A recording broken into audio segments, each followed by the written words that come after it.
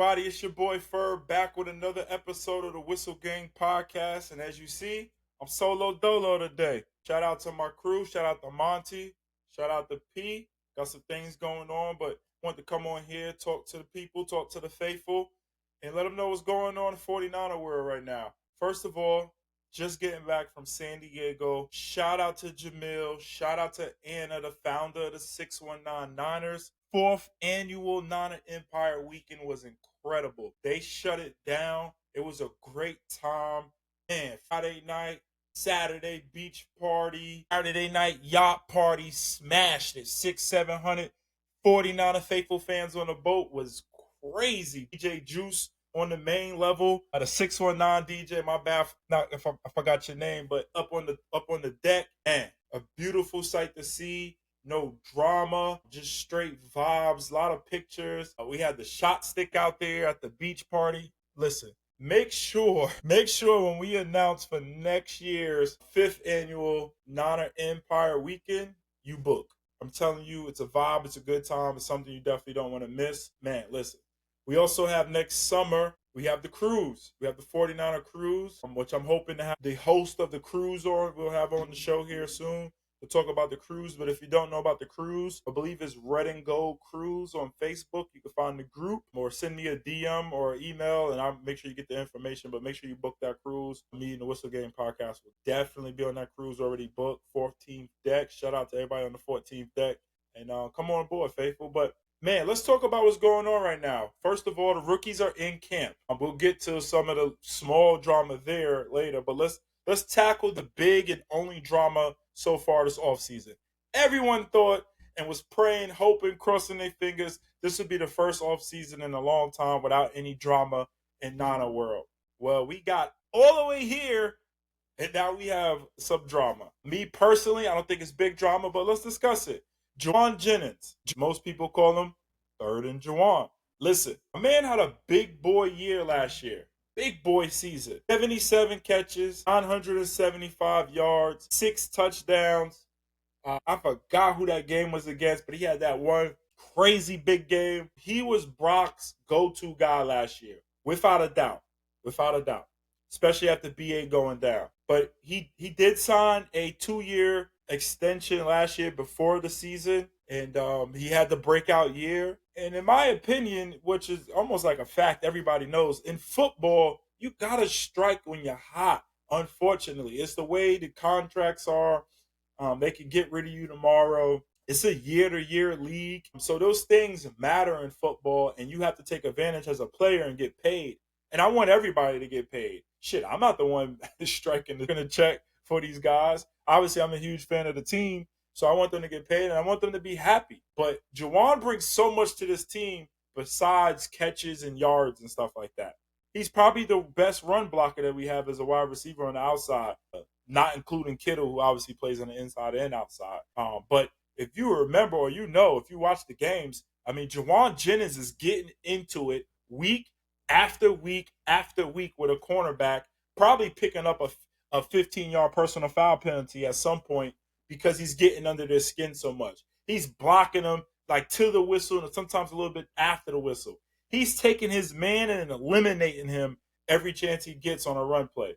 We run behind him because we know the type of blocking he's going to give.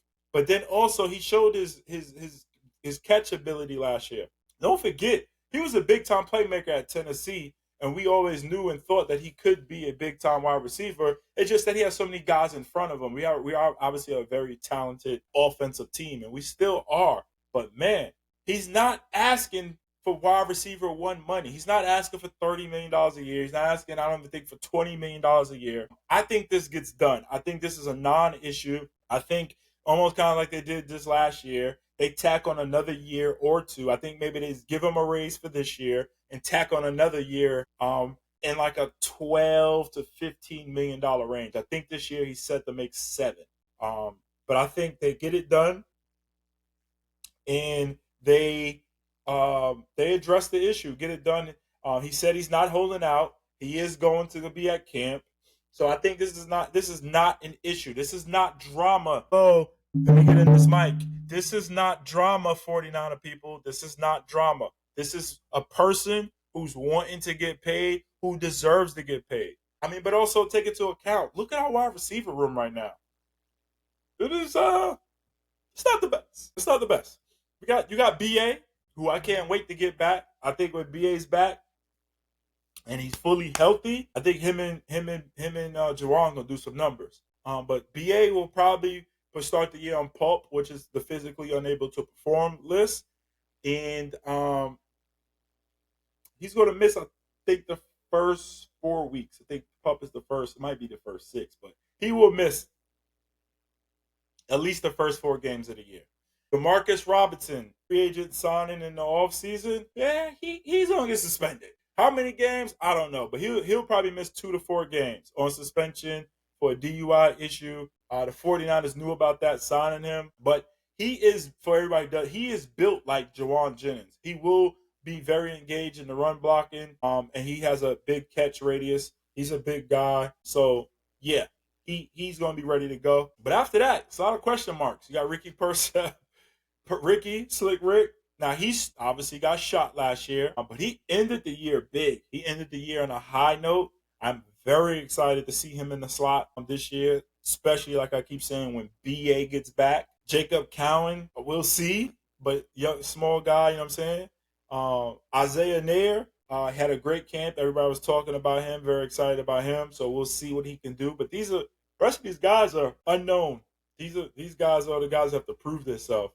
So them paying Jauan Jennings to one, obviously keep him happy, but to two, to secure essentially wide receiver 1 until BA gets back, so Brock can have a weapon. So the wide receiver room is a little scary, but I think they get this done. We get in here and we good to go. So I think it's a non-issue. I think he gets, like I said, a 2-year deal, anywhere from the $12 to $15 million range. Jauan Jennings in camp, ready to go. I think he probably puts up 800 yards or something this year, maybe about the same amount of touchdowns.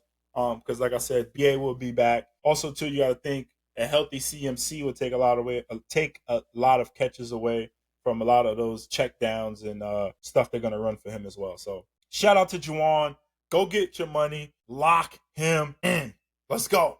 The other small drama out of 49er camp, and this is actually an NFL thing all over the league, is our 2nd round D tackle pick, Alfred Collins. Big Alfred, he didn't report the camp. Big D, he said, I ain't report. Screw that.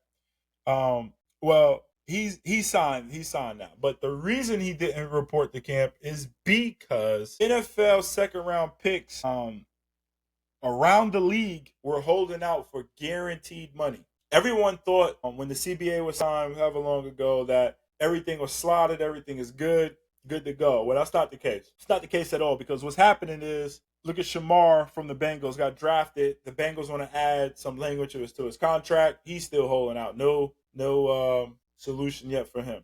But the 2nd round guys are asking for guaranteed money. And shit, they held their ground this year. So there's only 3 signed, and luckily we have our guys signed. But we did guarantee him $9 million. We got him signed. He's in camp. And now listen, he's going to play a major role in this defense. Alfred Collins will play a major role in this defense. Promise you. Both of the young D tackles will play a major role in this defense. Between him and CJ West, they're going to play major roles on this defense. So it's very good and very great to get them in camp. So we're not missing no time. Like, we don't want nobody behind the 8 ball. You want to get in there, get with Coach Saleh, so you're just not missing a beat. So that when the veterans get there next week, the whole defense, the whole front 4, whole front 7 is there, we can go. So I'm glad we was able to lock him in. You know what I mean? But, man, we are 52 days away from 49ers at Seattle. Can't wait, man. I will be at the game in Seattle. I just can't wait. I don't know what to say to hide my excitement or not hide it. Man, listen, it's going to go down, man. I think the 49ers have a great chance this year of making some noise with the talented roster and with the schedule. And obviously, as we get into camp, we'll dive more deep into headlines, to key players, key position battles, and different things like that. But man, I just want to get this news out to you guys. that just relax, man. Juwan will get probably an extension and get a raise. He deserves it. But he will show up to camp. There's no drama. There's nothing there. And then obviously Big Alfred's already taken care of. He got his guaranteed money, so he's in camp. Everybody's in camp. At least all the rookies, except for quarterback Kirk out of Indiana because of his ACL. But other than that, everybody's in camp. Everybody's ready to go. Man, listen, it's going to be a great year, man. It's going to be a great season. We have a lot of content, a lot of ideas, a lot of things coming. So just stay tuned to the Whistle Gang podcast for all 49ers news. Make sure you hit that like and subscribe button so every time we go live or every time we drop new content, you're the first to get it. Make sure you're following us on all platforms. We'll have some giveaways. We'll do some different things. We'll have game day chats and different things like that. Just keep your ear to the streets for the Whistle Gang podcast because we're coming to a city near you. And you know we got them whistles to hand out. Like we got, man, so much stuff going on. But listen, the season is upon us. It's time to get excited, baby. Woo! Football's back. Hit that like, hit that subscribe button. Whistle Gang podcast. Appreciate you tuning in. And I'm out. Well, that's it. I really hope you enjoyed it. We had a ball making it. Thank you very much.